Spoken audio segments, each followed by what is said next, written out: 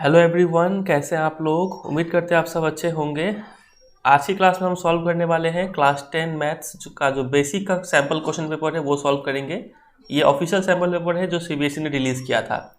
काफ़ी सारे बच्चों ने कमेंट किया कि उन्हें बेसिक का भी सॉल्यूशन चाहिए, तो हम एक बार क्वेश्चन पेपर देखें। तो पहले सोचे कि बेसिक है तो बहुत ईजी होगा, लेकिन इसका नाम है सिर्फ बेसिक। क्वेश्चंस काफ़ी अच्छे लेवल के इसमें भी दिए गए हैं, ठीक है।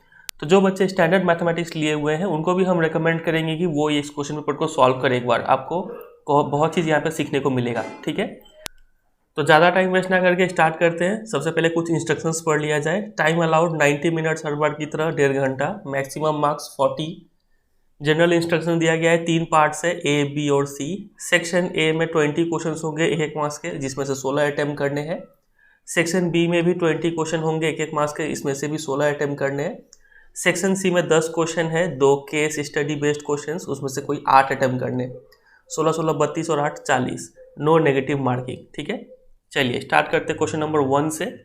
सेक्शन ए क्वेश्चन नंबर 1 लिखा हुआ है, अ box contents cards number 6 to 50। एक बॉक्स में कार्ड रखे हुए हैं जिसमें नंबरिंग किया हुआ है 6 से लेकर 50 तक, ठीक है। तो बता सकते हैं कितने कार्ड होंगे उस बॉक्स में।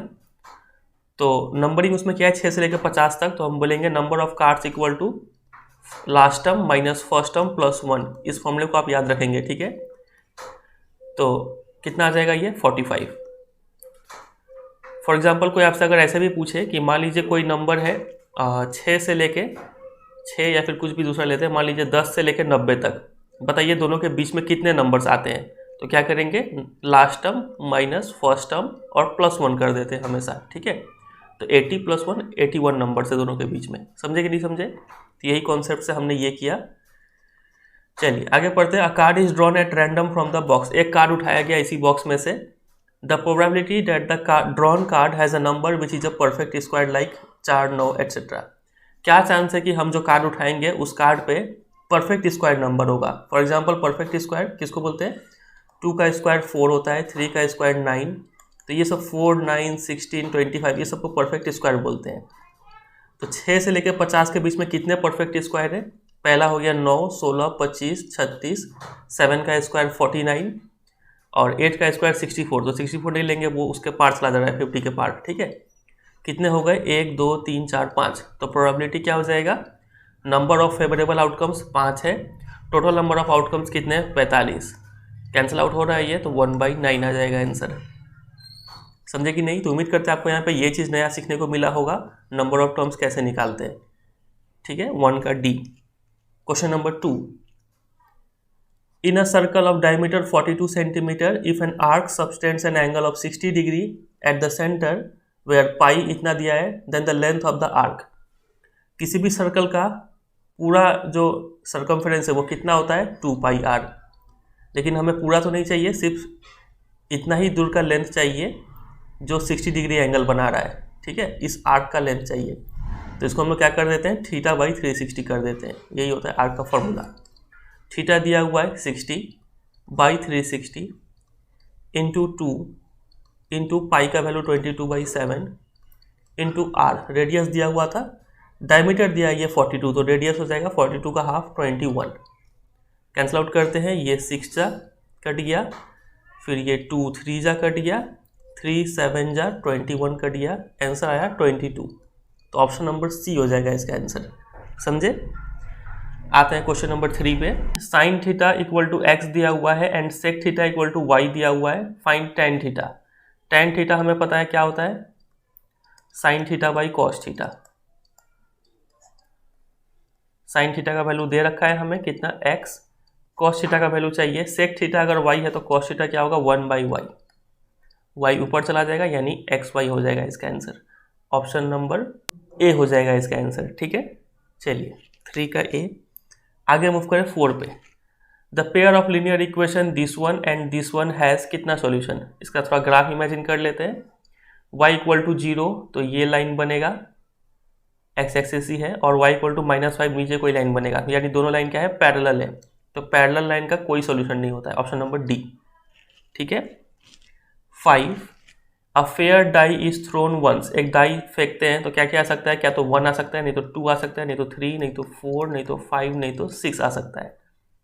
The probability of even composite number. Even तो ये भी है, ये भी है और ये भी है। कंपोजिट नंबर मतलब 2 तो प्राइम नंबर है, तो कंपोजिट ये हो गया और ये हो गया, ठीक है। तो कितने कंपोजिट इवन कंपोजिट नंबर है, तो आप बोलेंगे 2, और टोटल नंबर ऑफ आउटकम्स कितने 6, तो यानी 1/3। ऑप्शन नंबर बी इसका आंसर हो गया। Number 6, 8 chairs and 5 tables cost इतना, 5 चेयर 3 टेबल्स कॉस्ट इतना, the cost of each chair. तो यहाँ पे हम मान लेंगे कि लेट एक चेयर का दाम x रुपया है और एक टेबल का दाम y रुपया, ठीक है। तो 8 चेयर का दाम हो गया 8x, 5 टेबल का दाम हो गया 5y, और टोटल रुपया कितना बनता है ये 10500।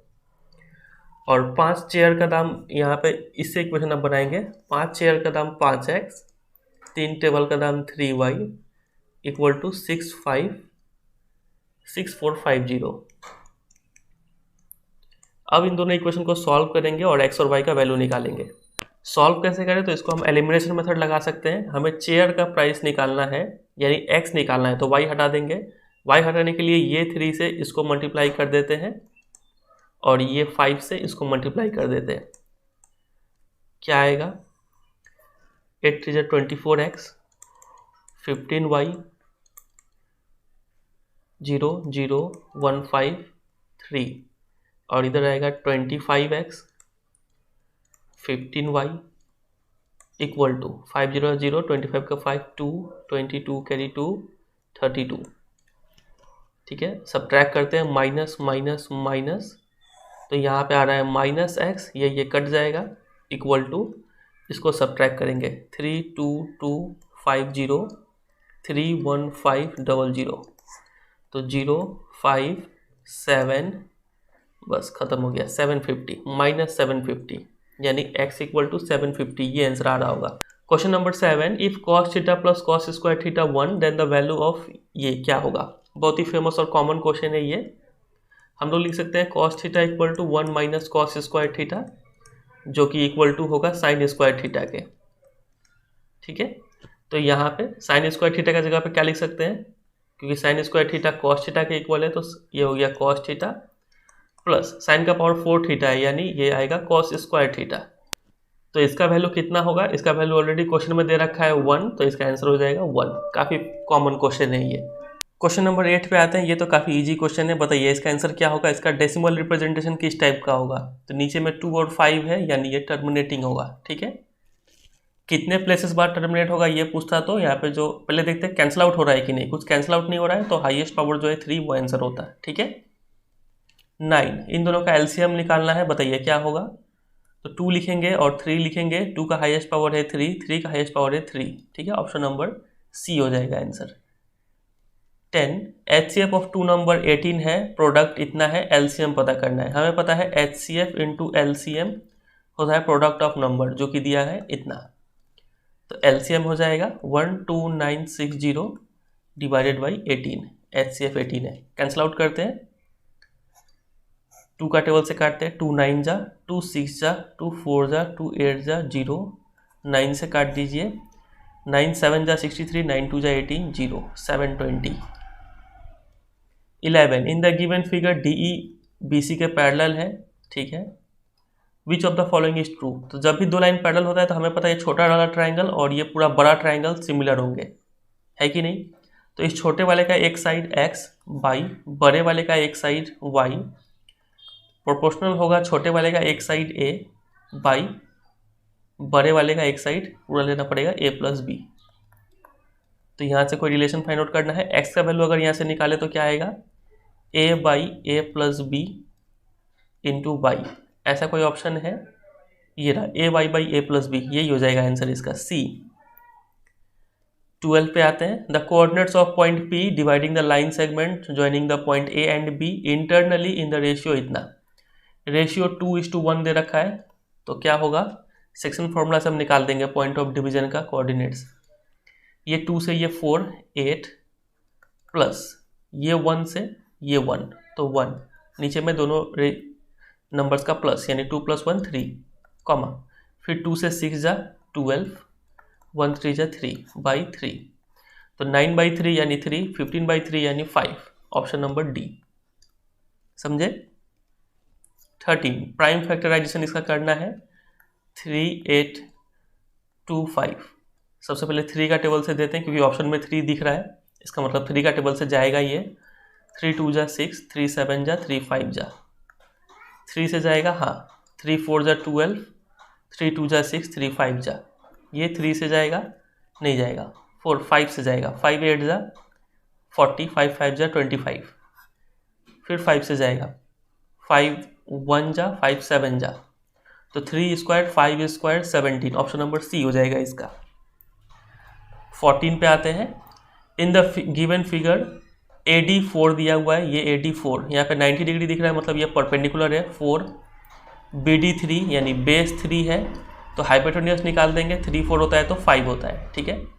CB 12 दिया है, CB 12 दिया है।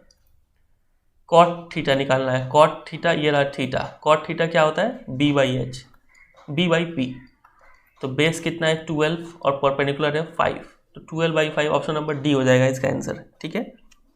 और ये कुछ आप ट्रिपलेट याद करके रखिएगा, जब परपेंडिकुलर बेस 3 4 होता है तो हाइपोटेन्यूज 5 होता है, जब परपेंडिकुलर बेस 5 12 हो या फिर 12 5 हो, जहाँ भी हो, तो ये हाइपोटेन्यूज 13 होता है, ठीक है। क्वेश्चन नंबर 15, ABCD रेक्टेंगल है, find the values of x and y।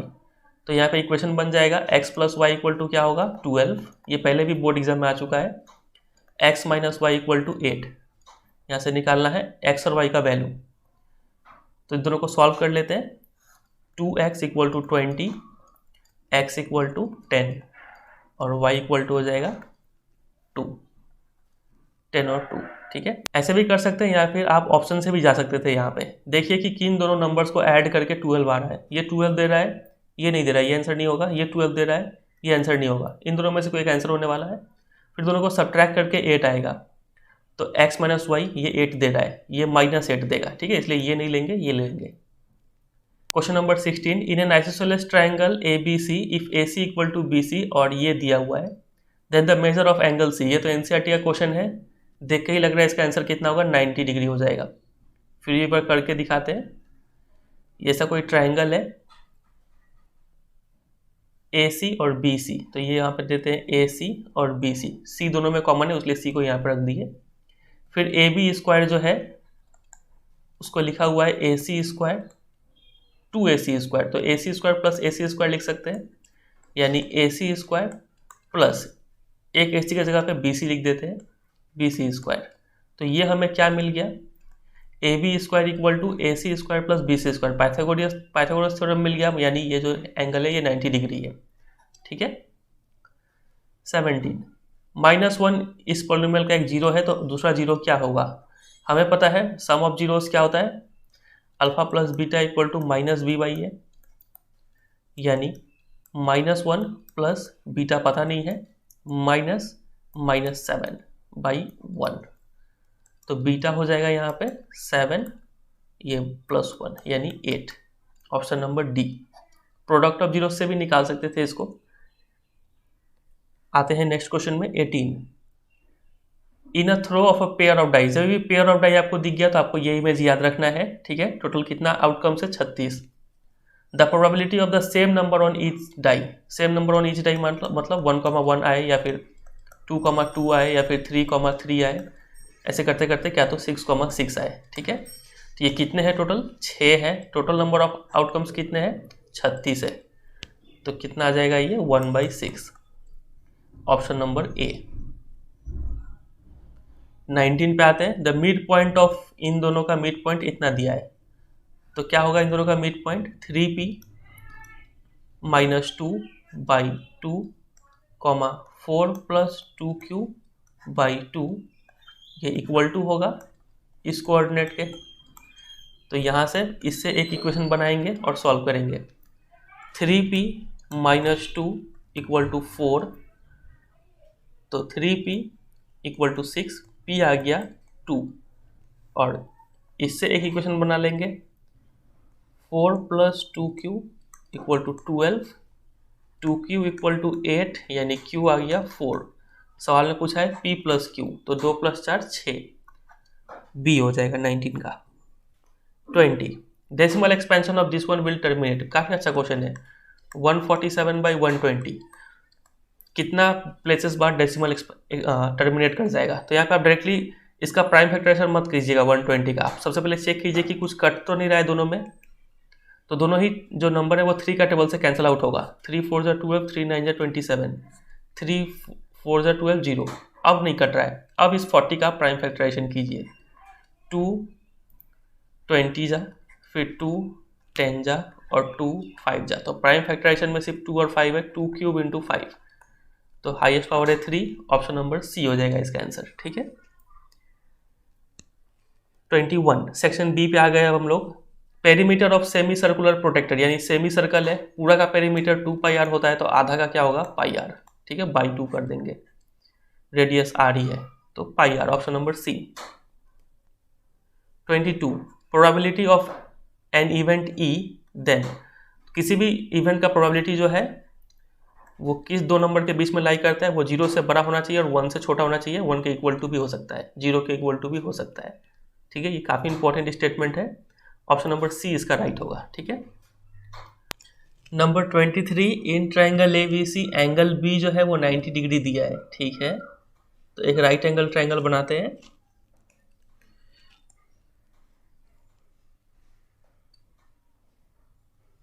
Angle B पे 90 डिग्री है, तो यहाँ पे ए दे देते हैं, यहाँ पे सी दे देते हैं। बी डी परपेंडिकुलर ए सी, चलिए कुछ याद आया, ये कौन सा केस है, बी डी है, ए सी पे परपेंडिकुलर, ए सी 9 है, ये पूरा 9 दिया हुआ है, फिर ए डी 3 दिया हुआ है, बी डी पूछा है एक्स। तो समझ में आ गया ये किस 3 साइड में रिलेशन है, एक ये, एक ये और एक ये। तो इसके लिए हम फॉर्मूला याद करके रखे हुए हैं। हमें पता होता है कि B D square equal to क्या होगा, A D into C D होगा। ठीक है, बी डी स्क्वायर क्या हो गया, एक्स स्क्वायर, ए डी कितना हो गया 3 और सी डी कितना हो गया 9 - 3 6। इसको आप फॉर्मूला याद कर ले तो बेहतर होगा कि जब भी इन 3 साइड में रिलेशन हो तो ये याद करना है। ठीक है, एनसीईआरटी का ही क्वेश्चन है ये। तो एक्स जब निकालेंगे तो आएगा 3√2, ऑप्शन नंबर बी होगा इसका आंसर। ठीक है, ये आता कैसे है, इसको चाहे तो कर सकते हैं, लेकिन अभी ज़्यादा टाइम लग जाएगा। आप एनसीईआरटी का एक्सप्लेनेशन देख लीजिएगा ट्रायंगल चैप्टर का, वहाँ पे मिल जाएगा, जो लास्ट एक्सरसाइज है उसमें मिलेगा। ठीक है, चलिए, और ऐसा ही मिलता जुलता और भी कुछ रिलेशन है जो उस सवाल क्वेश्चन में प्रूफ करने के लिए दिया गया है, तो उन सबको एज अ फॉर्मूला आप याद करके रख लेंगे। ठीक है, 24 पे आते हैं।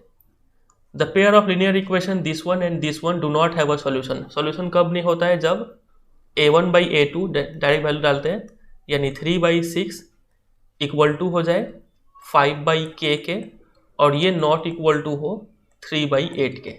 ठीक है, तो यहाँ से अगर सॉल्व करें तो ये 2, तो इन दोनों से मिलता है k इक्वल टू 10 और इन दोनों से मिलता है k नॉट इक्वल टू 40/3।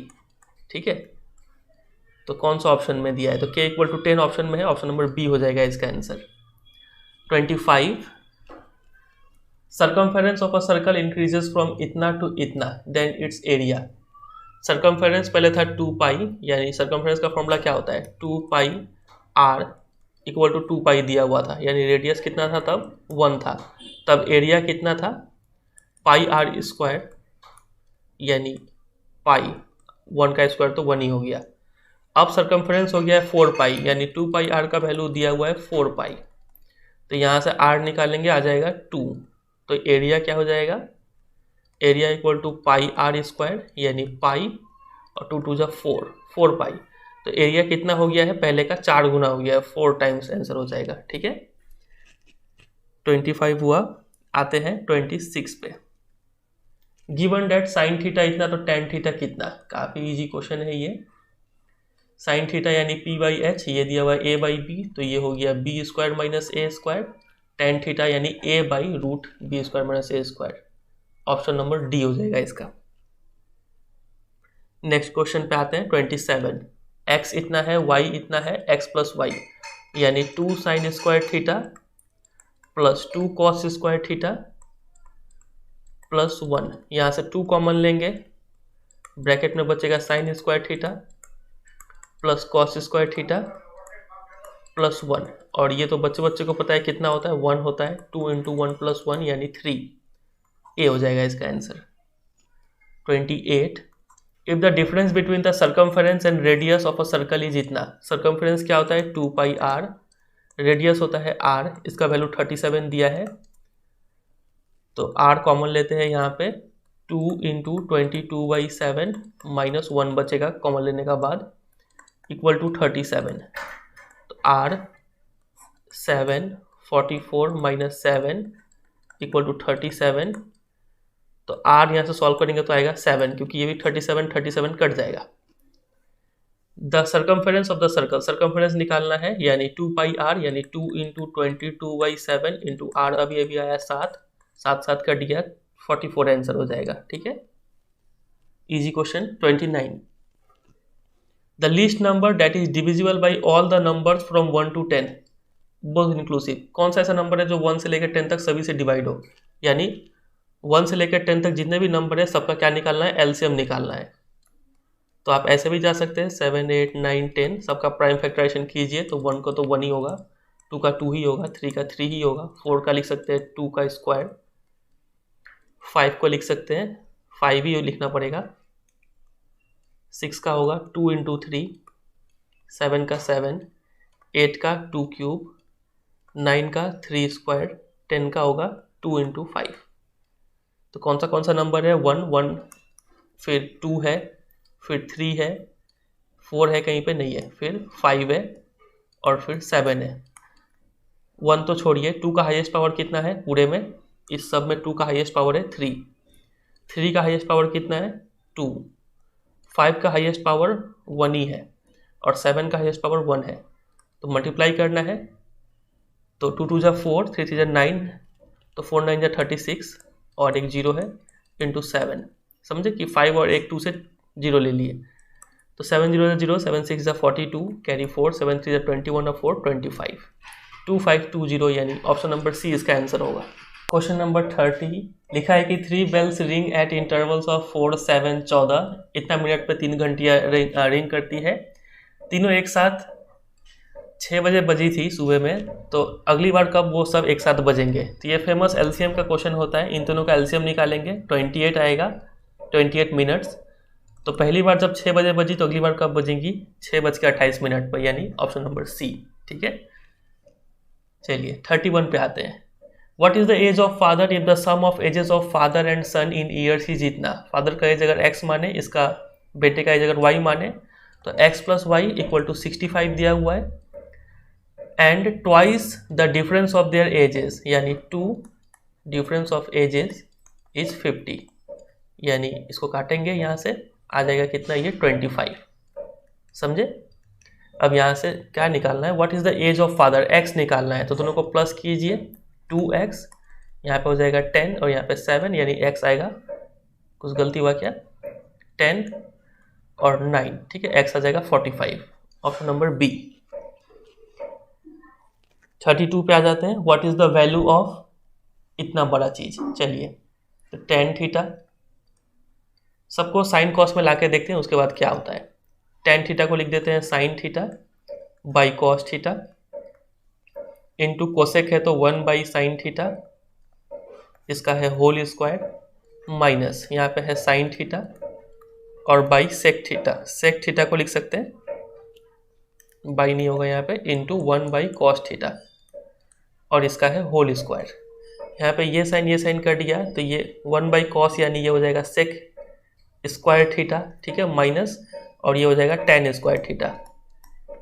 और ये तो फेमस आइडेंटिटी है, हमने एक आइडेंटिटी पढ़ा है ट्रिग्नोमेट्री में, 1 + tan स्क्वायर थीटा होता है सेक स्क्वायर थीटा। तो tan को इधर लाएंगे तो सेक माइनस tan क्या होता है, 1 होता है, ऑप्शन नंबर सी आंसर हो जाएगा। ठीक है, आते हैं नेक्स्ट क्वेश्चन पे। 33, पेरीमीटर ऑफ 2 सिमिलर ट्राइंगल्स इतना इतना है। तो हमें पता है पेरीमीटर पूछा गया है, रेशियो ऑफ देयर एरिया। तो हमें पता है पेरीमीटर का जो रेशियो होता है वो साइड के रेशियो के इक्वल होता है, तो साइड का रेशियो भी बोल सकते हैं 26/39 होगा। पेरीमीटर का रेशियो इतना है तो साइड का भी रेशियो इतना होगा। 13 का टेबल से काटेंगे तो 2/3 मिलेगा।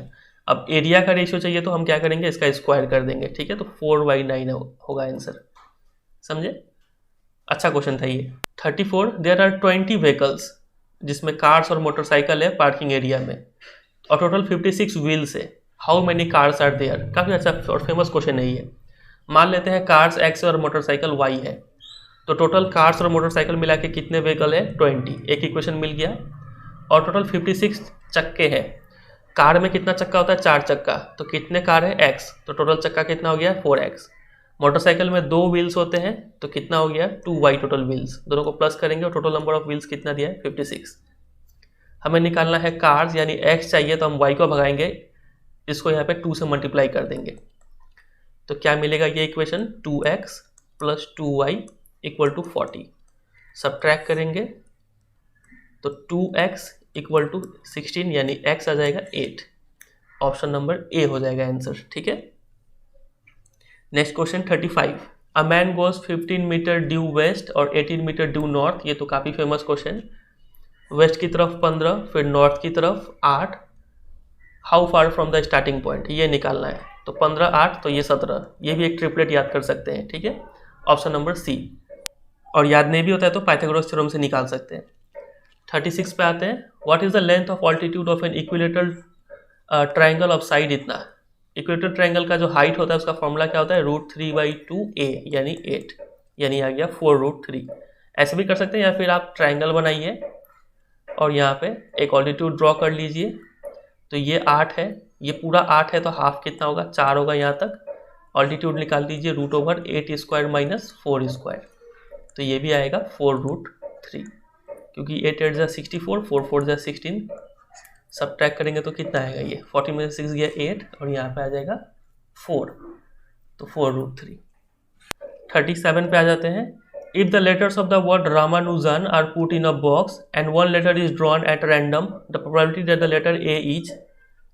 तो देखिए एक बॉक्स में ये सब लेटर डाला गया, कितने लेटर डाले गए तो 1 2 3 4 5 6 7 8 9, टोटल 9 लेटर्स है।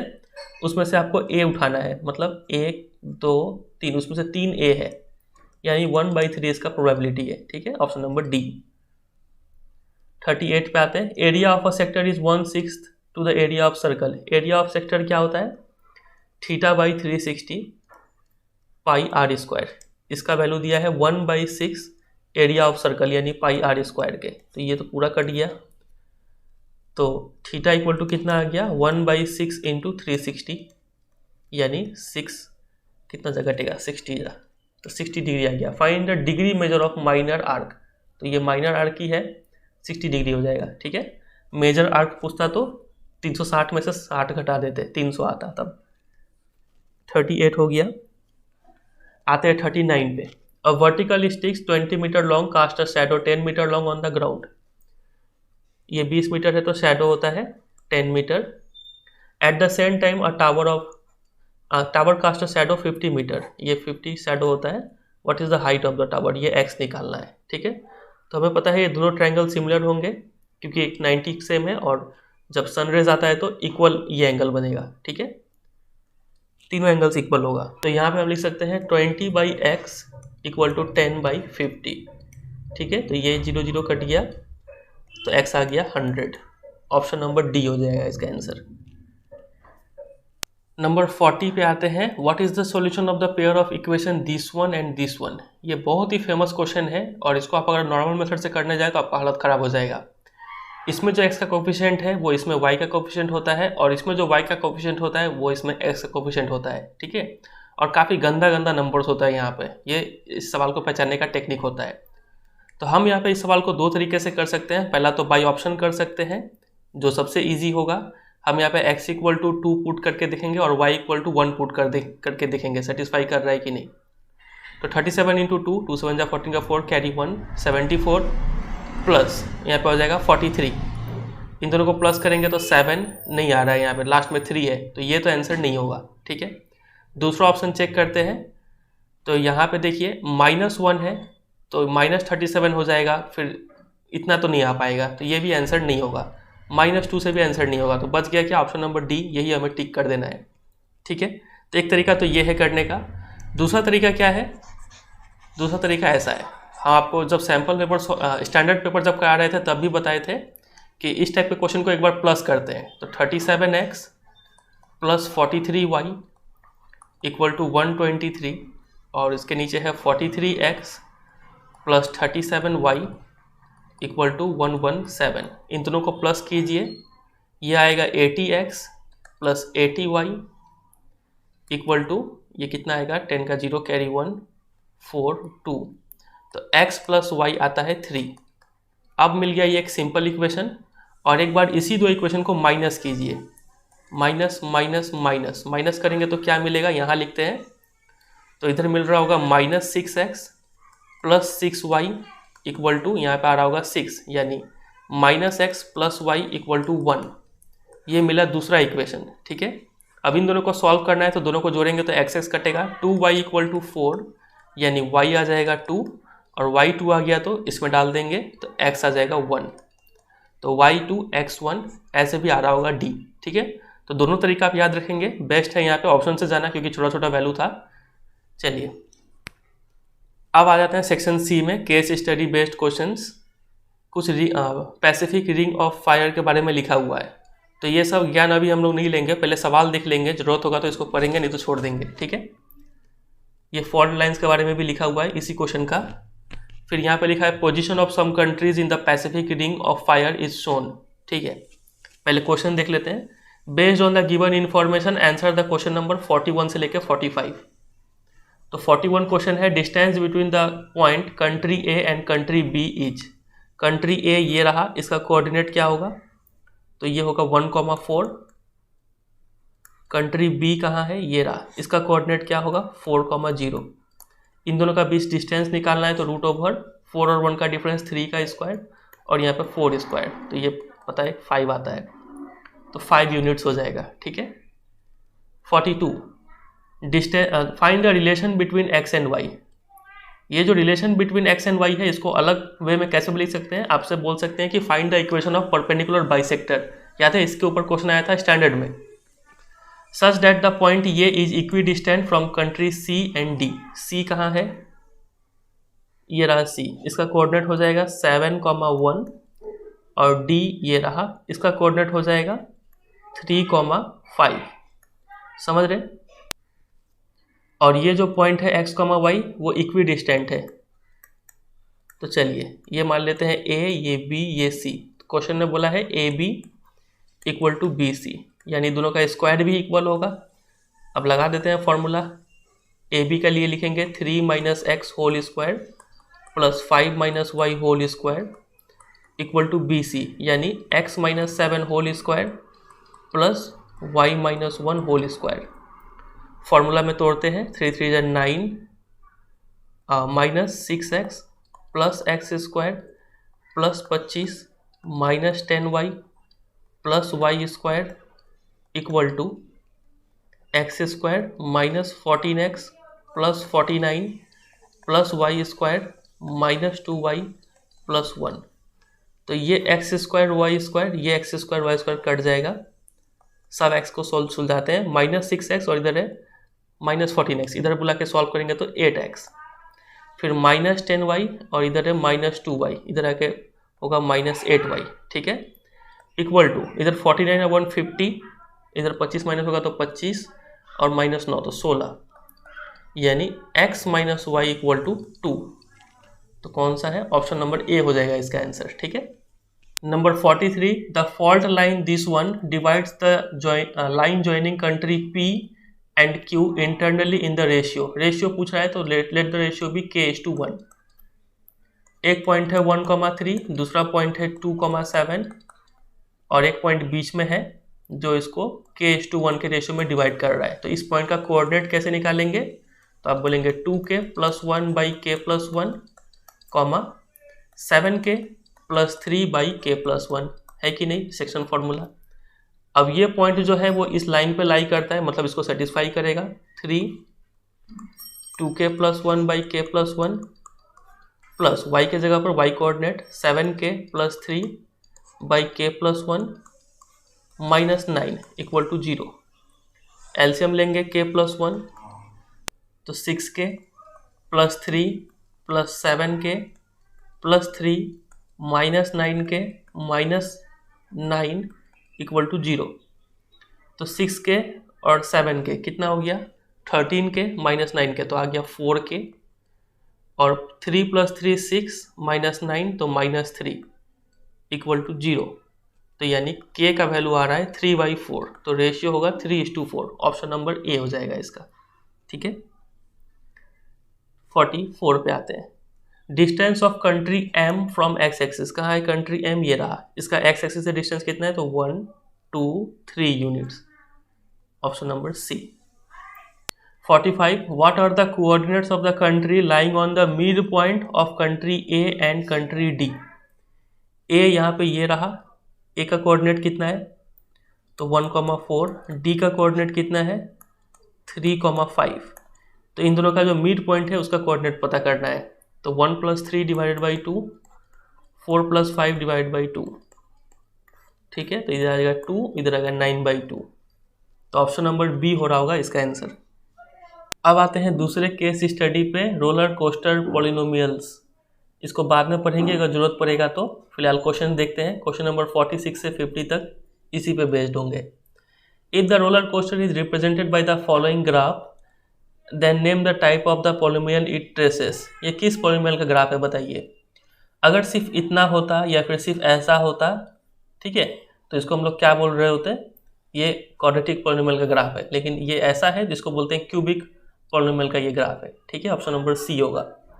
47 the roller coasters are represented by the following graph ये।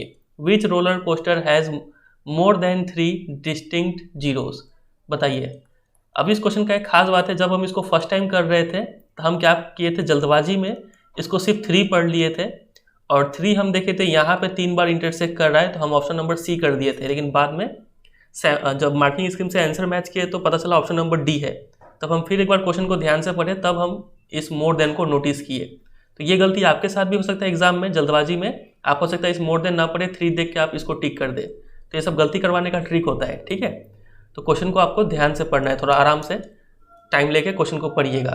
तो यहाँ पे मोर देन 3 जीरोस किसका है, तो यहाँ पे हम देख रहे हैं 1 2 3 4 जीरोस यहाँ पे, यानी ऑप्शन नंबर डी हो रहा होगा इसका आंसर, सी नहीं होगा। ठीक है, 48 पे आते हैं। If the roller coaster is represented by the cubic polynomial ये, then which of the following is always true. कोई भी क्यूबिक पॉलिनोमियल ऐसा है तो इसका कंडीशन क्या होता है कि ये जो p है यानी x³ का जो कोफिशिएंट है वो 0 नहीं होना चाहिए। तो p should not be equal to 0, option number D.